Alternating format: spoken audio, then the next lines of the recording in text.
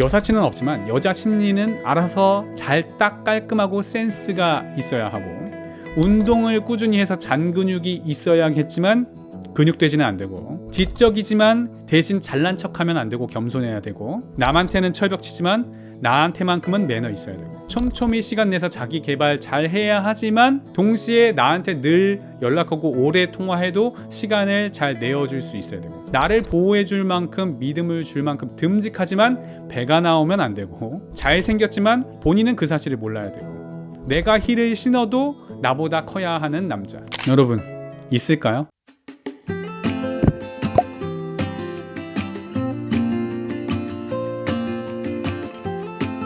샬롬. 자, 오늘은 저번 시간에 이어서 여러분의 결혼을 방해하는 5가지 요소들에 대해서 좀 보도록 하겠습니다. 5가지 모두 해당되는 분들은 당연히 없겠지만 이 중에 1가지나 2가지만 해당이 되어도 결혼의 문이 계속 열리지 않는 것을 경험을 하실 겁니다. 물론 이 모든 것들을 해결할 수 있는 단 1가지 키는 복음입니다. 조금 더 구체적으로 말씀드리면 거듭남입니다. 정말 거듭나셨다면 지금부터 말씀드릴 5가지 요소가 해결되는 것은 사실상 시간 문제입니다. 빌립보서 1장 6절 말씀에 너희 안에서 착한 일을 시작하신 이가 그리스도 예수의 날까지 이루실 줄을 우리는 확신하노라 라고 말씀하셨죠. 자, 그럼 이런 말씀이 있으니까 그냥 가만히만 있으면 해결되겠지, 그것은 또 아닙니다. 여러분, 가만히만 있으면 이 모든 것이 자동적으로 이루어지는 것은 아니죠. 모든 게 다 하나님의 은혜니까 그저 가만히 있으면 자동으로 거듭나고 자동으로 결혼하는 게 아니잖아요. 그렇죠? 하나님의 작정은 우리에게 주어진 그 자유의지와 하나님의 오묘하신 그 섭리 안에서 모든 것들이 돌아가게 되어 있는 거예요. 여러분들은 여러분의 삶에 주어진 결혼을 방해하는 요소들을 하나씩 제거하면서 결혼할 준비를 하셔야 됩니다. 자, 제가 예전에 데이트 기간은 상대방 안에 있는 존귀함을 발견하는 것이다 라고 말씀드린 적이 있어요.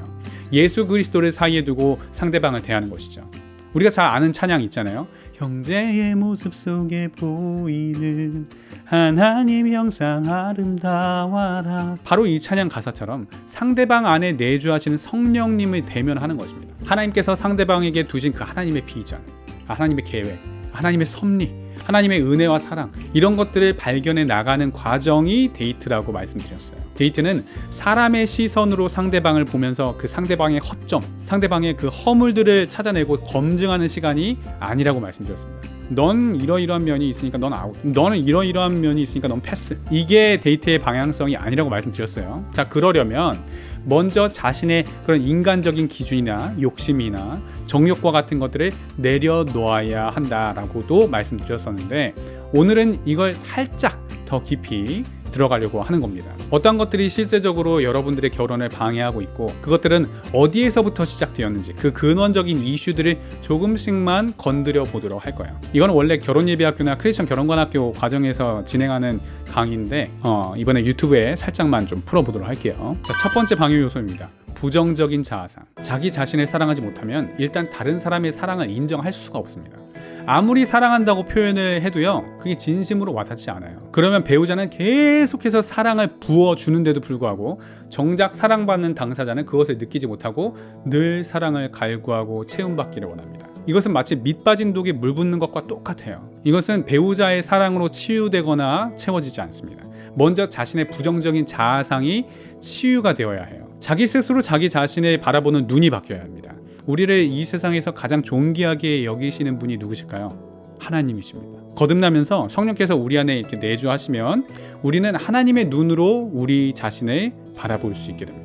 그러면 나 스스로가 얼마나 존귀한 자인지 그때 깨닫게 되는 거예요. 근데 특히나 어렸을 때부터 모태신앙을 하셨던 분들은 부모의 신앙에 의해서 이렇게 교회를 다니긴 하지만 내 스스로가 예수 그리스도의 사랑을 깊이 체험해 본 경험이 없는 분들도 종종 있죠. 그리고 교회 안에서 자라다 보니 특별히 모난 구석이 없이 또 특별히 큰 사고 치지 않고 무난하게 살아왔기 때문에 죄의식조차 없으신 분들도 계세요. 그런 분들이 사실상 제일 위험합니다. 신앙을 교리적 차원으로 배웠기 때문에 기독교 신앙을 인정하고 그렇다고 생각은 하지만 자기 자신을 성령의 조명하심으로 바라본 적이 없는 거예요. 죄의식이 없으면 스스로를 환자로 인식하지 않으면 예수님의 필요가 없게 됩니다.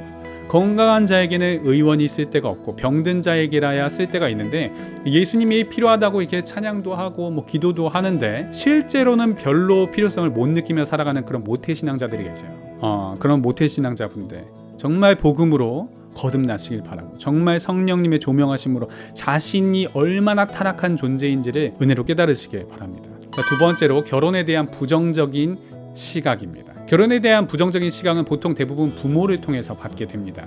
가정적이지 않은 부모, 부모의 외도, 부모의 폭언, 폭음, 폭행, 이렇게 부모의 이혼과 같은 그런 사건들이 결혼에 대해서 부정적으로 바라보게 되고 소망을 잃어버리게 만들죠. 결혼에 대한 두려움, 왜 꼭 결혼을 해야 하는지, 가정에서 받았던 그런 고통, 자신의 아버지나 어머니를 통해서 이성에 대한 매력을 잃어버릴 수도 있는 것이죠. 그리고 최근에는 이렇게 영화, 드라마, 책 이런 걸 통해서 이런 자신의 생각을 더 단단하게 굳힙니다.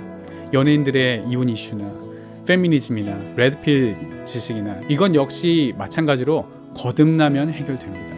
여러분들이 진정으로 거듭나게 되면 자기 자신의 전적인 타락의 끝을 맛보게 됩니다. 자신이 얼마나 죄인 중에 괴수인지를 깨닫게 되는 거예요. 그러면 지금껏 용서하지 못했던 나의 부모를 용서할 수 있게 됩니다. 아니, 오히려 내가 지금 내 부모님을 용서하고 말고 할 처지가 아니라는 것을 깨닫게 되는 것이죠. 세 번째, 배우자에 대한 비현실적인 기준입니다. 제가 몇 가지만 말씀드리겠습니다.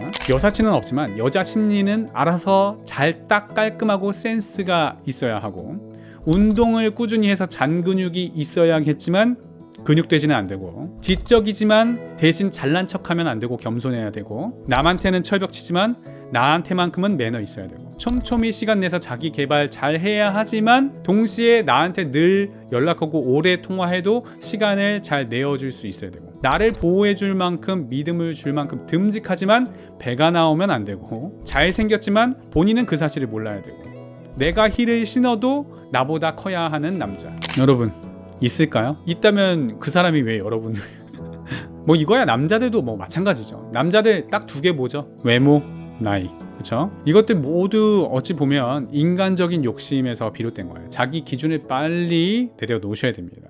하나님의 사람을 알아보시려면 나의 인간적인 시선을 내려놓아야 돼요. 그래야 성령의 시선으로 사람들을 바라볼 수 있게 됩니다. 그렇게 되면 이전까지 존귀하게 보이지 않았던 사람이 이제는 존귀하게 보이는 것이죠. 이거는 다음 영상에서 좀 더 보도록 하겠습니다. 네 번째 요소, 이성에 대한 상처입니다. 이건 역시 가장 대표적인 것은 부모로부터 받은 상처입니다. 그리고 학창시절에 받은 상처, 연애를 하다가 이성 친구로부터 받은 상처, 이런 상처들, 이런 마음의 상처들이 결혼을 방해합니다. 그래서 저는 너무 어렸을 때 이렇게 학창시절에는 교제하지 말라고 권면합니다. 학업에 신경 써야 할 때에는 학업에 신경 쓰고, 다 졸업하고 나서 그때부터 교제를 하라고 권면합니다. 아직 인격적으로 성숙하지도 못하고 사회생활도 안 해본 상태, 그렇게 미성숙한 상태에서는 당연히 같은 연배의 그런 미숙한 말과 행동들을 수용해줄 능력이 부족해요. 그러면 어린 나이에 상처를 많이 받게 됩니다.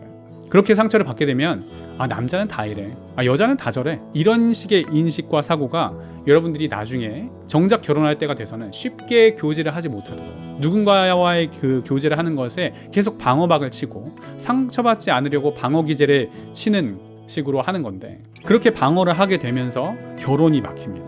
근데 여러분, 이것 역시 거듭남으로 해결되는 거예요. 여러분, 소망 없이 살던 정말 우리의 삶에 그렇게 새 생명을 허락하시고, 이제는 정말 하늘 상급을 바라보면서 주님 다시 만날 그날만을 고대하고 꿈꾸며 살아가는 사람들, 이런 사람들은 억울하게 상처받는 것에 대해서 이제는 더 이상 두려워하지 않습니다. 오히려 그런 광야나 고난이 나의 상급거리고, 하나님께서 나의 고통을 다 공감하시고 나와 함께 하신다는 것을 깨달아 알기 때문에 상처가 더 이상 문제가 되지 않아요. 자, 다섯 번째 방해 요소, 결혼에 대한 잘못된 기대와 방법입니다. 결혼에 대한 잘못된 환상에 젖어 계신 분들은 결혼이 막힙니다. 어떤 환상들이냐? 결혼으로 모든 외로움이 사라질 것이라는 환상, 결혼 후에 배우자의 신앙이 좋아질 것이라는 환상, 결혼하면 모든 것이 유익하고 편리할 것이라는 환상, 결코 싸우지 않을 것이라는 환상. 정말 환상이에요, 여러분.